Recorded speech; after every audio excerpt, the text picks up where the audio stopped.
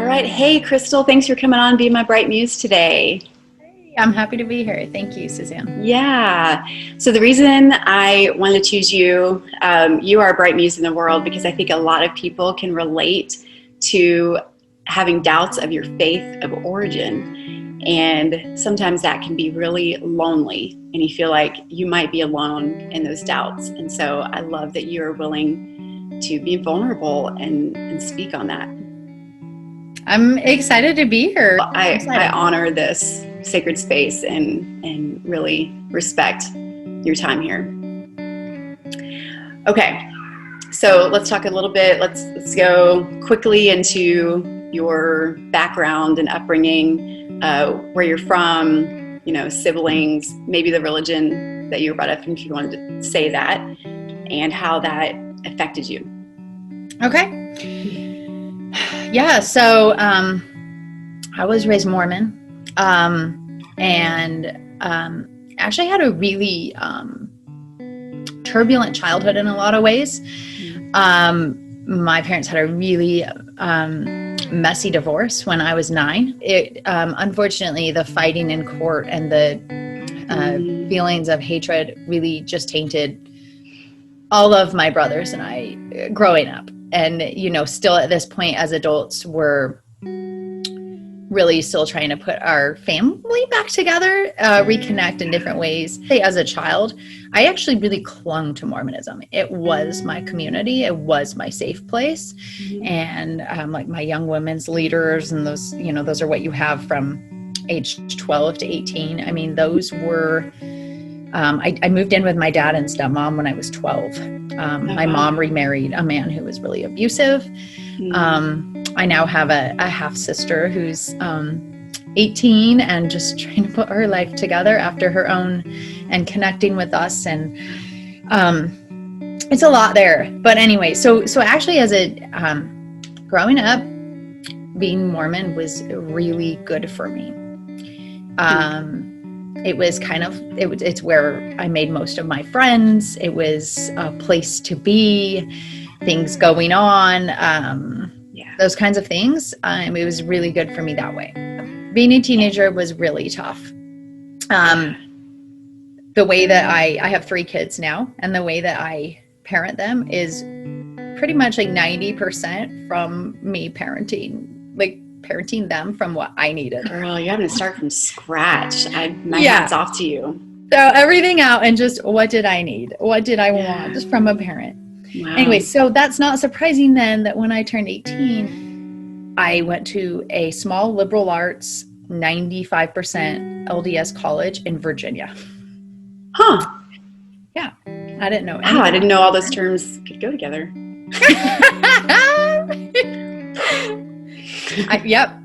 Yeah, it was definitely different. Yeah, and it's the only one that I know of. I went to Southern Virginia University. So basically, I'm familyless at this point. I mean, it's unfortunately family of origin. Yeah, how it felt. Yeah. There was nowhere to go home for Christmas. The school shuts down. Like, it's really difficult. It was very lonely.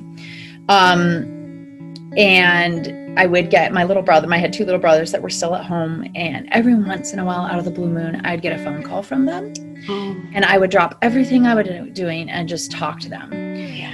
And it was when my dad and stepmom were gone somewhere or whatever, and they just were calling me, and it didn't happen all the time, just enough. That was really, really sad. Really, really good to hear from them, and just. Yeah.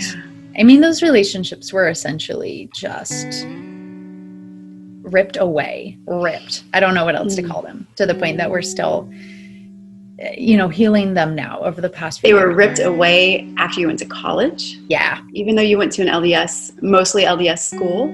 Well, I should say my dad was a convert when he was 21, and he was not a typical Mormon. He believed in it very strongly. My stepmom, which is the woman he stepped out, or one of them, I guess, that he stepped out on my mom with, was actually, she considers herself an atheist.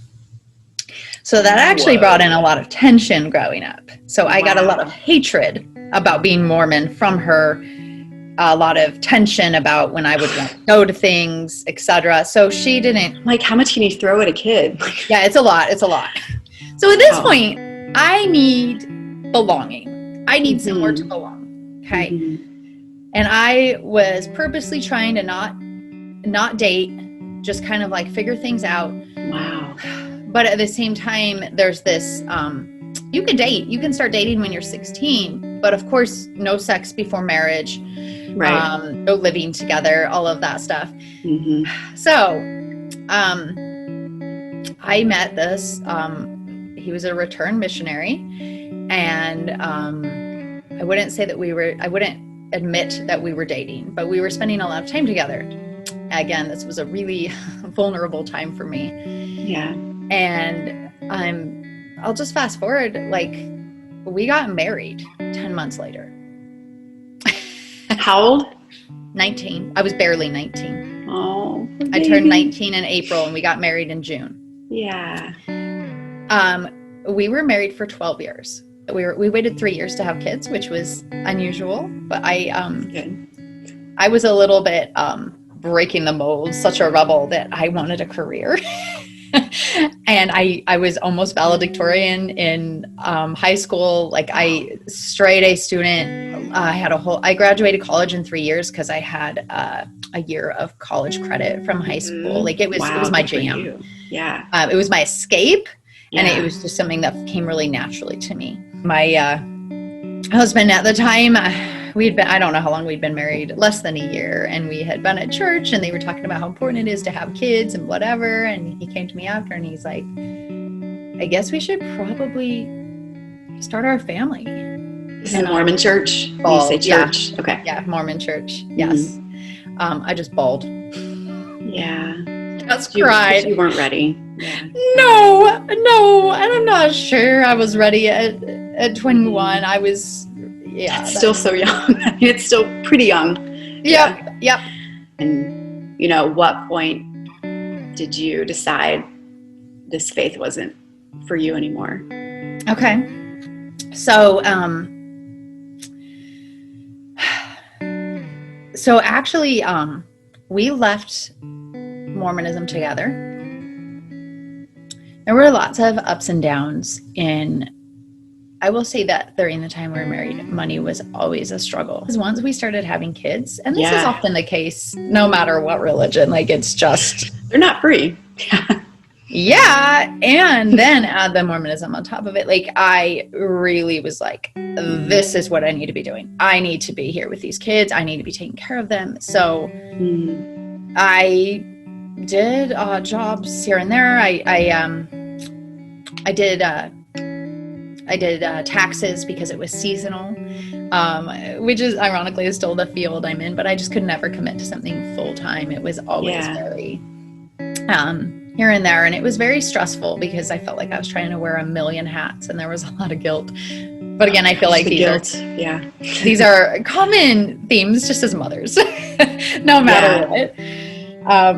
But that has changed. That has changed for me. I don't feel the same guilt. And part of it might be that my kids are a little bit older. My youngest now is 7. And it's like, I can see that they're, I have 7, 9, and 12. And I can see that they're okay. And they know I'm here and they're growing up great. And it's a little bit different in that regard. But certainly just releasing some of that pressure. Releasing, yeah.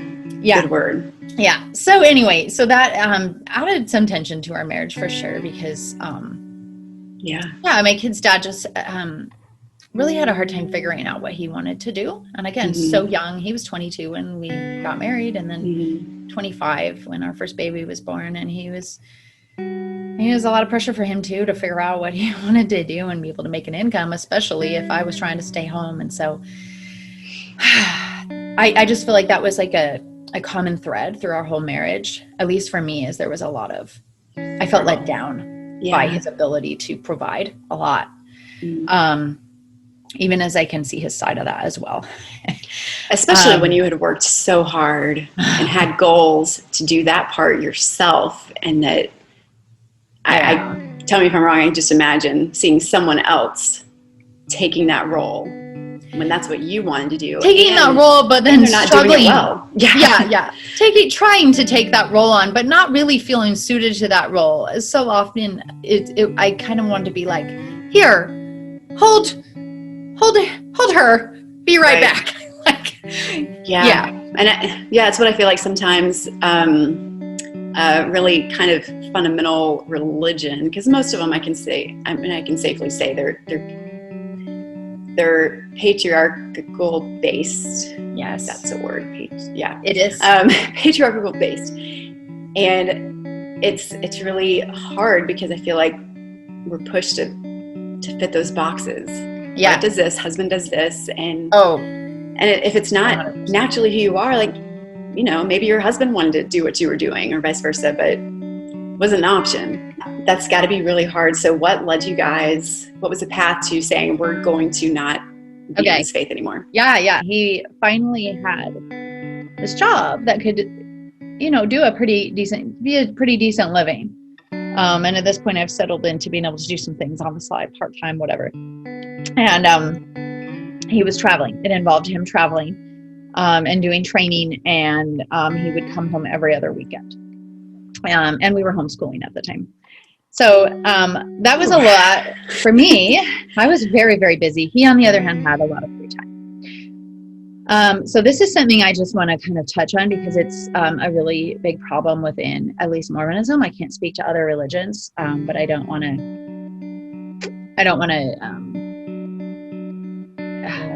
say mean things about my kid's dad. But I'm just going to say there's a really big problem with pornography, and it was difficult for me to see at the time. Didn't even realize it fully. Felt it at times, but without having any other experiences or not knowing what could be more healthy. Yeah. I was just trying to make it work. So anyway, leave that in. So I'll just say that was a big push and pull in our relationship. There was a lot of tension through our marriage because he had this time on his hand and he was like, there's got to be a better way. I still remember I was in the grocery store. I had 3 little kids with me, probably one under my arm, probably 2 in the cart. It was just insane, horrible. And I already told you, he's gone most of the time. We're homeschooling. I'm just overwhelmed. And he's saying, I think we're going to leave the church. Yes. And so the way that we left is, I feel like, a little bit unique from other people we've talked to. My husband at the time asked me to read this 70-page paper. It was written from just a member of the church to the church education, some high up guy. I truly felt like Mormonism was provable. I felt was what? Provable. Yeah. That there really was evidence that I was in this religion for a reason. And eventually everyone else would figure it out. Mm-hmm. And how fortunate was I that I actually got to know that, be bored into that. That's literally how I felt. Yeah, it's fairly common in Western culture. Yeah. Yes. Religion, like that seems so asinine and arrogant to me now. But anyway, so I started reading this and there's lots of footnotes, right? So I'm like meticulously checking every footnote and going through. Mm-hmm. And honestly, that's all it took. About 35. I didn't even finish it. I don't know at what point or after how many hours, but it was like everything had been, it was like just the carpet was ripped out from under me. Yeah. And not just Mormonism, but just religion. Like any religion, really. Mm-hmm. Any like monotheistic, like God, all of it was gone. Mm-hmm. It was like I had beer goggles off and I took them off. Mm-hmm. And I was like, oh. So that happened fast. I was looking at. It was overnight. I listened to a lot of other people's stories. There was a podcast, Mormon Stories, that is literally just people's stories of leaving religion, what led up to it in detail, etc. It was really helpful to hear, especially like couples and how they both felt about things and examining their marriage, etc. And healing different parts that they could finally see were broken and literally couldn't even see before. So we kept, this just kind of continued. And, it was during this process, the way that our marriage kind of crumbled from there is kind of, I don't know, interesting. And it's funny, it's so common that when people leave religion, often I think it's because one person leaves and the other doesn't, which I completely get. Yeah. But that's not always the case. Right.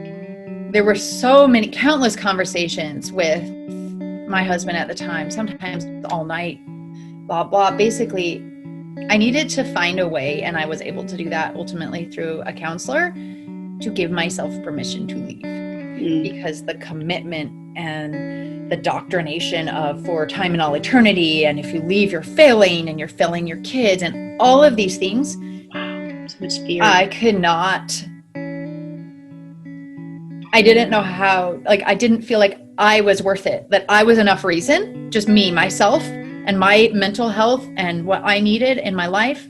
Like, that wasn't enough. And I ultimately needed a third party it was very easy for her to step in and see what I was struggling with and what I was needing. Yeah. And was like, you need to give yourself permission for this. So that's what I said about my boyfriend at the time. Just friends at the time. We did start dating not too long after that, but just to have a support to when I say something and be heard, and have that be enough. And it's not like, oh, well, if you don't like what I'm saying, you can argue and change it to what you want it to be. Yeah. Because I'm just here for you anyway, right? It was like a light switch. He switched from my husband to my friend. And I was immediately, that was what was baffling me. I was immediately ready to go from husband to friend. Yeah. Overnight. Wow. That's amazing. Yeah. It was wild. It wasn't quite that easy for him. There was, we're not as close, I think, as we, would have. We're not close, but we're not combative. We're friendly. Good. Yeah. Yeah. It took him a little bit longer, which makes sense. It wasn't what he wanted. He was too afraid to do something different. It was his own self-doubt. Yeah. And we're all on our own timeline. We actually moved to Tennessee, which is where we live now. We moved to Tennessee at the end of 2017. I say we, my ex and I actually moved together. So I started my own business toward the end of 2018, and gosh, that's felt so good and so wonderful to be able to. It's like, feels like finding the best of both worlds. Like, can be, especially with everything that's happened this year with coronavirus, to be like here for the kids, what they need, and then still just be able to work and have something that's mine and that I can grow. And so, for marketing purposes, what's the name of the business, and what exactly do you do in that business? Oh yeah, sure. So our business is called Radical Profits Club, and we do bookkeeping and quarterly tax estimates, and then also like money systems coaching for online creators and then coaches of all kinds. Okay, so you work primarily for businesses. It's not necessarily individual. Yeah, it's not really individuals. Okay. I mean, it's individuals who are business owners. So. Yes. Okay. They're all, yes. I'll put the link in the description. Okay. Yeah. At this point, like, listening to my ex about reading that and having everything happen the way it has been, like, I am eternally grateful to him for that. Like, just so grateful. And we didn't go into details of like what that process was like, but literally at first it was like the rug had been ripped out from under me. Yeah. And I wanted to replace it with something, especially where I'm like looking at my kids and I'm like, what do I teach them now? I remember going on runs and listening to a book called Parenting Without Belief, which is funny because now I'm like, read it. I don't need that book. But at the time, like, I needed all of that. I was purchased, like, we have a book called What is God? We have Buddhist bedtime stories, leaning more into, I mean, this is not quite the same thing, but it's similar. That's when I bought a book called Peaceful Piggy or something. It was basically about his pig that meditates and how it helps him, which is not like spirituality. Like, you can meditate no matter, of course, but like everything's spiritual.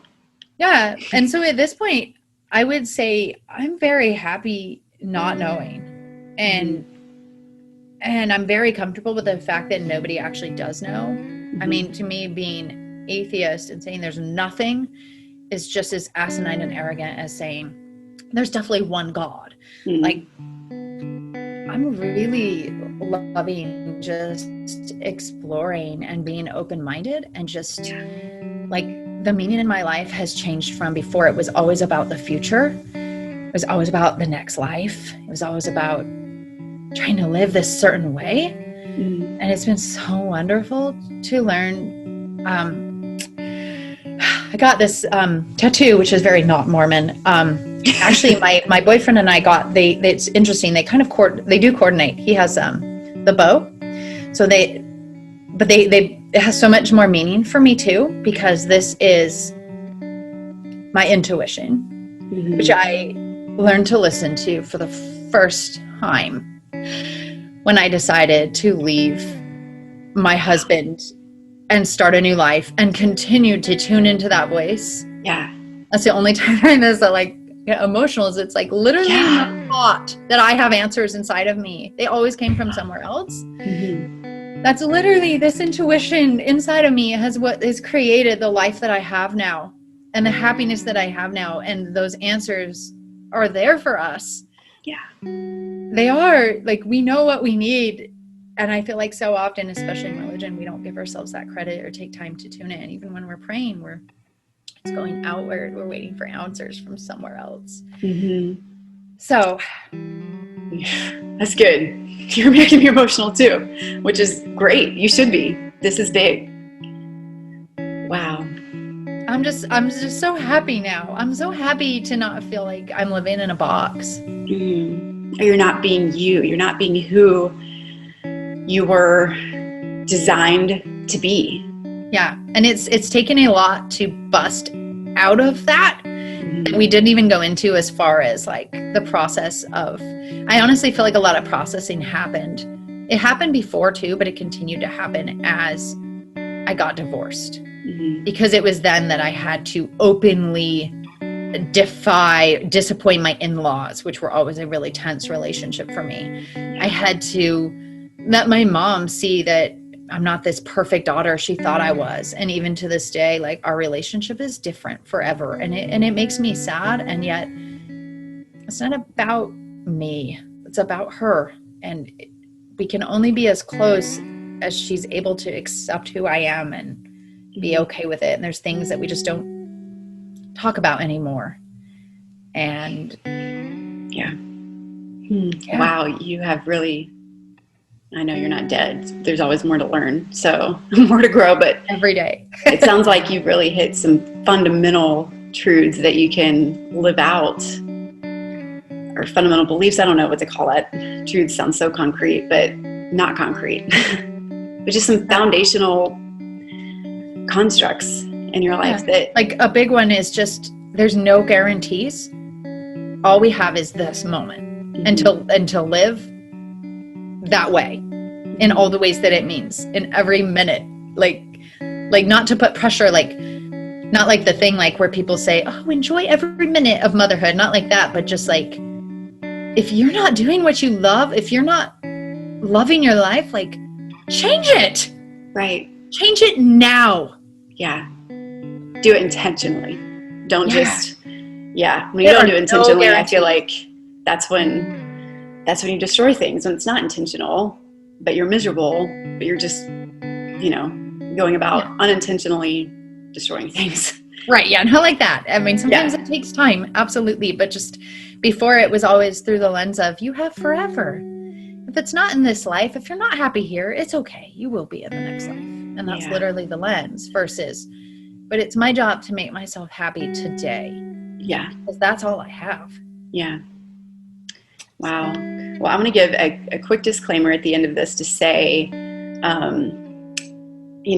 a few years back, I would have, if I had heard an interview like this, I would have been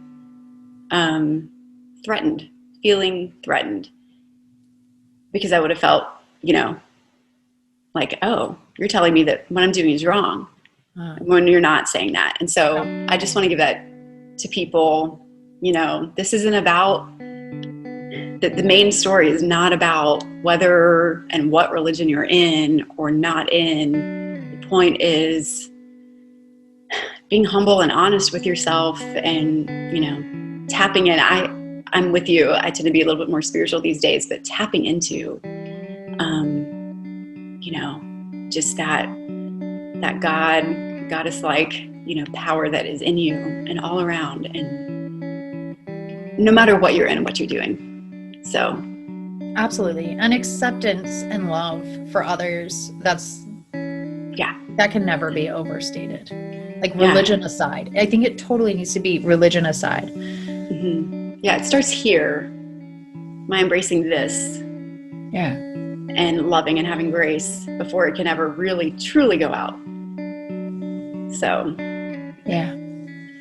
Well, thank you so much. This has been great. And I know we said we'd keep it in a smaller, but as this was going, it's like, there's no way I can cap time on this. This is really good. So I really appreciate the time and the honesty and vulnerability you put here. Thank you so much. This was actually felt very cathartic and good. And it's been a pleasure to be here. Good. Well, his and all these shows, episodes, be a bright muse. Show up in the world as a bright muse. Thank you so much, Crystal.